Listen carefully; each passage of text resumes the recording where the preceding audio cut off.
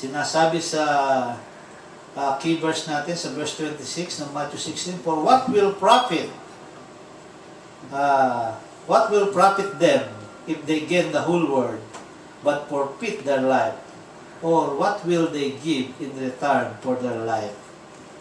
Wala tayong may babayad sa Diyos. Wala tayong mapapakinabangan kung makuha man natin ang ating mga pangangailangan sa mundo, kung ang kaluluwa naman natin ay mawala. Useless. Amen? Kaya huwag tayong tumigil. Ito ang mensahe ng Diyos sa atin. Whether they like it or not, whether they hate us, Amen. proclaim the word of truth, the Bible, the scriptures, the word of God. Unahin natin ang ating mga mahal sa buhay.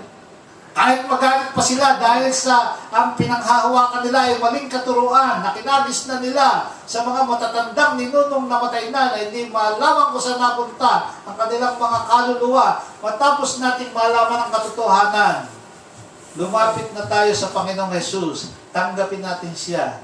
Siya lang ang tagapagligtas. Walang ibang tagapagligtas.